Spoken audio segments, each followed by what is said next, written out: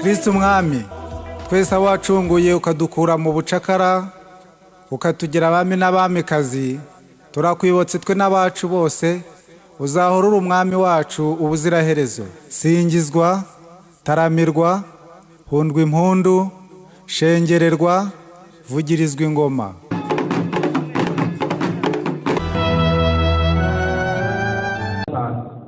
Abandi gusanga bakubera iki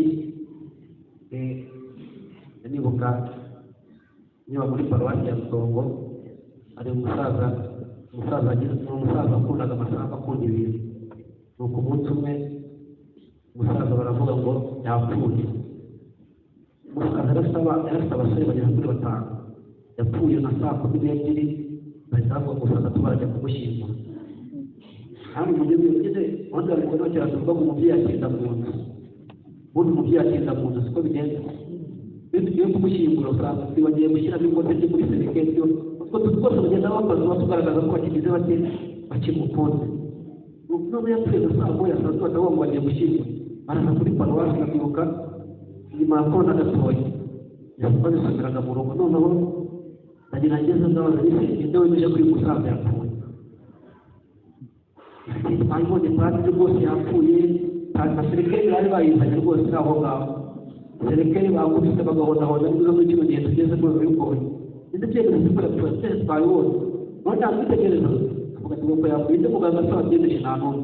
Ntabwo agira ngo ndafata uravuga ati mufate matera mu muzamu neza mushyire muri pickup inyuma mujyane kuri hopitali tujye kwemeza muganga ko yapfuye byibuze tunamushyire muri moro. Kuko nyine paruwasi zo kugira ngo zifite ubundi buryo bwo kubaho hafi iwacu niba nta mafaranga afite nta bushobozi afite paruwasi niyo yishyura mu rugo ikanamushyingura. Yari umukene wacu niko tubigenza twebwe. Bose bakabinyemeza. None mfata abasore 4 bamushyiremo inyuma tukageza kuri hopitali bamushyira kuri ka gatanga k'abarwayi. Muganga ashikiye umusaza ahita yica.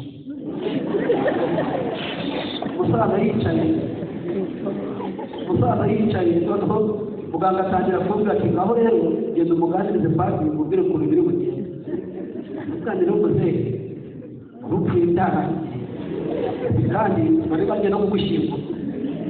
Kandi ikintu waruzize gukunda ibintu. Kuko abana nta kigegeza abana kumushyingura mu kintu bashakaga no kugira ngo ite bagabana amasambu bamushyingure vuba. Nuko bagenda rwose gushyira modoka kumwicaza imbere kugeza kuri santere aho biterembera abaforongo mugura twaze ibitegeko biratuma yiruka. Turakomeza tugeze mu rugo bamubonye yicaye imbere akajya mu pasi bicaranye n'ubuzima. Bicaye bagiye umwe tugeze mu rugo dutangira kuganira ati no kwa musaza dore bari wapfuye na serikali gushyingura bari kuzukira mu kandi ikintu baruhize abana n'ikintu babuzaga yari umuntu ukunda ibintu pe. Akenshi ibintu bizanadutinda baza bizana ibyo tudushyingura burya ibintu ufite wari gushyingurwa muri serikali. Umusaza arapfukama arira gute amaze kurira ntabwo atageze. Ngo rero ntagira umenye icyo gukora. Hashize icyumba yaramamagaye ati ndashaka kugabanya abana banjye cyo kuza arabagabanya. Naje naravuga ati hariya nimugurisha nta cyangwa patiri muzamuhe miliyoni. Kuko babwira ati muzamuhe miliyoni. Bamaze kubigurisha kuko miliyoni 2 baraza kugira amahirwe twazi kubaka paruwasi cyangwa Mugote tugeza twabuze na turazikora. Umusaza ariko yaje ngo amafaranga ntabwo mwaye padiri azasaba padiri mu gihe padiri mukuru wacu twabanaga byibuze bemeje muri 200,000. Kuko none kanira ngo ni byawabuzuwe ntabwo ati ntabwo ari byawabuzuwe. Masubira nyagasariro kugira ngo ufashe ko ugomba kugira ngo ushyira ku ruhande. Rero hari ababyeyi bameze bati hari ababyeyi bakunda ibintu ku buryo azirikana ko atari gukura kuko kuzabigira iki abana be. Buryo wareze neza abana batugira ngo bagufata neza. Muzajye mucungereza muzajye mucunguruza. Usanga umubyeyi abayeho ufite abana n'icyo cyose ari biri umunsi wo kuguherekeza ukagira ngo wabyara. Ahubwo kuguherekeza nk'umuntu wabyara kuko ibyo birori byawe by'igihe byanyu. Nuko umusaza turicara kandi akayavuga ati padiri yaranzuye nari mwana akirwe. Aisha abahereza ibintu byose amaze kubibahereza ati ategereje kwipira mu yari nakuze afite hafi imyaka 80 amaze kubitanga yumva ko yapfuye hashize nk'imyaka nk'itandatu gutya noneho akajya avuga ati noneho igihe cyo kwigendera kirageze ni uko bamushyingura abana bakoze icyo bita rasapage bakajya babisubira bakavuga bati kuko Imana yari cyo kuko byatumye abana babo bakristo bose harimo ababise harimo bati bose byaje kurangira bose basubira muri kiliziya bakavuga bati kiliziya ni umubyeyi kiliziya nta kintu wica kiliziya iduha byose kiliziya nta bivangura nk'uyu mubyeyi twumvise uyu munsi iyo kiliziya turimo kugira tuzirikane uyu munsi uyu mubyeyi twumvise uyu ni umurima twumvise mwumvise impuhwe afite mwumvise urukundo afite ntabwo avangura reka ni ngombwa ko hari n'abeza tugomba kuzamuka ushaka ko umuntu bahita bamwica kuko ejo ashobora kugira gute ejo ashobora kwisubiraho ushaka ko bahita bamurangiza mu kanya ejo ashobora kugira gute ashobora guhinduka akanakureba ashobora guhinduka akakureba ageze kwiga ushobora kugutambuka wajya gusoma misa uri guturuka senti famille wenda nkagucaho hano kuri sitasiyo uri gutukana cyangwa se uri gusambana uramutse uje hano mu kiliziya ngomba kuguha ntabwo ugeza amagambo wabwiye uri kugera hano ntabwo ugomba kugucira urubanza nk'igihe gifite urubanza kirabangu ni naka iyo twinjiye mu kiliziya nakasura nawe agiye guhaha ibyo birakureba ajya kubona ukaba ugiye guca imanza birasobanukira ndamutse nkunyuzeho mu mujyi nkasanga uri gukora icyaha cy'ipanze cyo gusoma misa ntabwo ugomba kugucira urubanza ntabwo uzi urugendo wakoze umanuka ari amayesikariye kugira ufate umwanzuro wo kuza mu kiliziya hari impamvu wageze gute ufashe uwo mwanzuro wimuciza urubanza rero ibyo nyine umurimo wongera kwibutsa abana basarura ntaboneka mureke guca imanza na rura rwafu ushobora kuzasanga ari ingano kandi mutazi uko zari iki mutazi uko zari ingano ushobora gusanga ari ingano asanga mugiye kubirandurana icyarimwe abe n'abeza bose mukabajyanira icyarimwe kwisubiraho biracyashoboka kwisubiraho biracyashoboka ibyo Yesu Kristo no ku musaraba yarabyerekanye disimari mukayatura turi kubwe hehe ingoma y'ijuru ibyishimo by'umubyeyi nyine ibyishimo by'umubyeyi utanga urukundo kwisubiraho biracyashoboka wibanze urebe uko uhagaze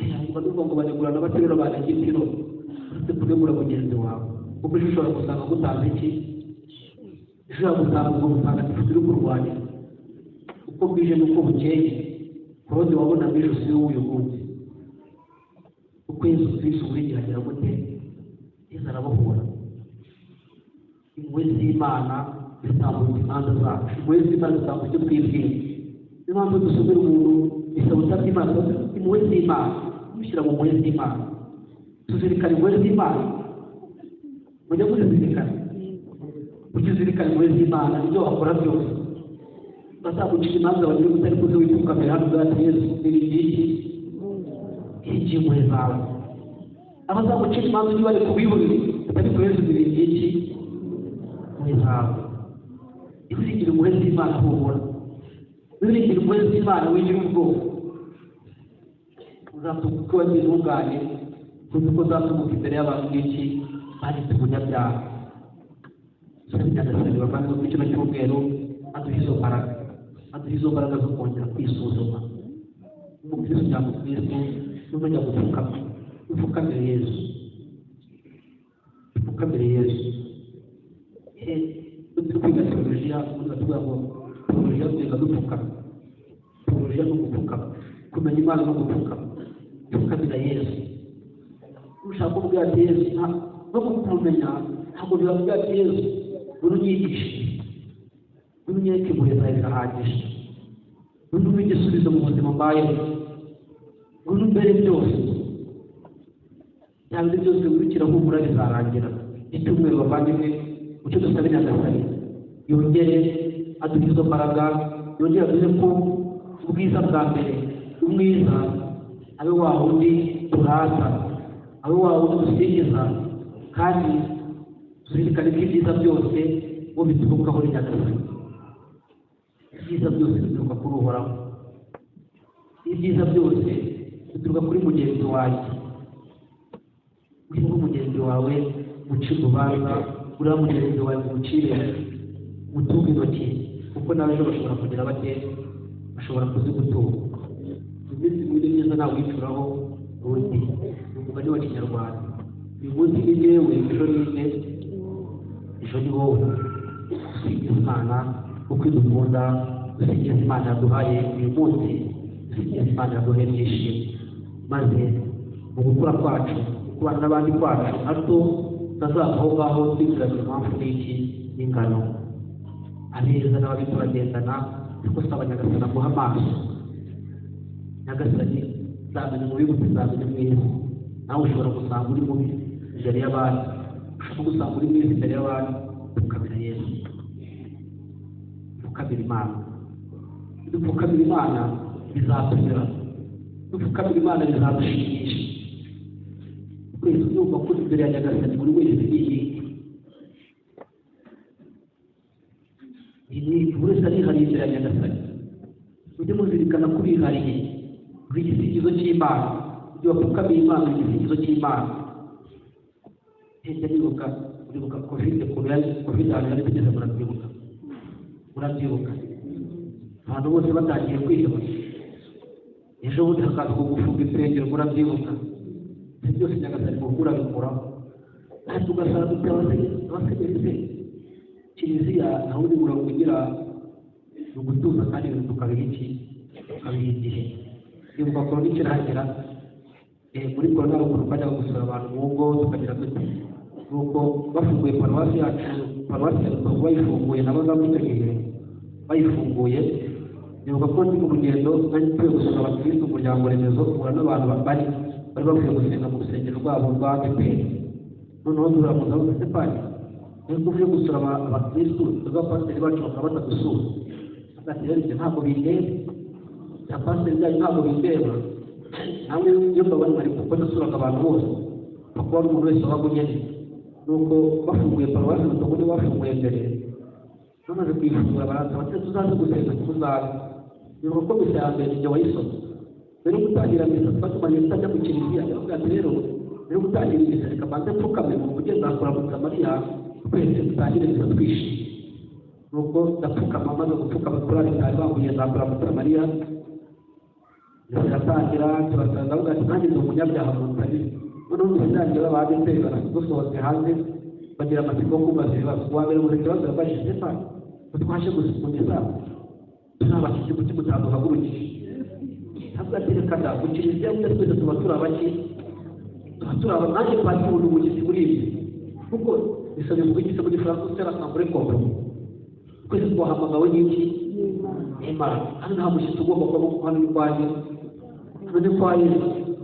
hano twese ndamuhagurutsa nk'umushyitsi, ntabwo dufite uburenganzira.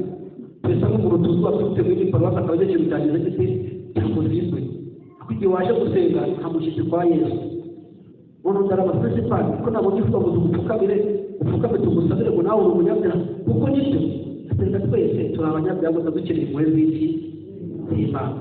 umugore wari mahitarira ati pasiteri wacu niba tubwira ngo turi abanyabyaha ngo dupfukame twese. ubwa rero uhumura wihina we wasanga ari umutagatifu we mucira urubanza.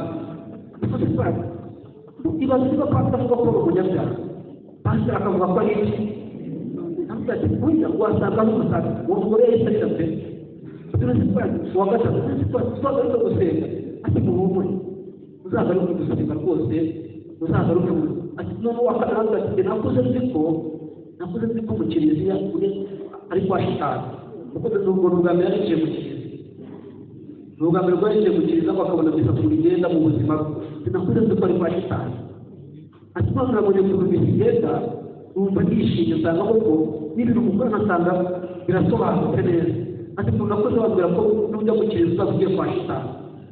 ndavuga ati none wabonye mfite amahirwe nk'uko wabimubwira. ariko ikintu cya mbere aho niba iyo duhuye ntibabasha kugarukira Imana abakristo gaturika n'imiryango yabo bose. iyo duhuye ikintu cya mbere batajya banyibagirwa n'ubwo bavugira ati umunyabyaha ukwiye impuhwe z'Imana. noneho baza gusubira babwira ati twabonye ko na padiri umunyabyaha ukwiye impuhwe z'iki z'Imana. buri gihe ushobora kubona tugateshe ikintu gikomeye gusa. ntabwo rero ugera wumva ko wageze iyo ugomba kugira gute. kugeza iyo wageze ugomba kugira nyine biba byageze gute byarangiye.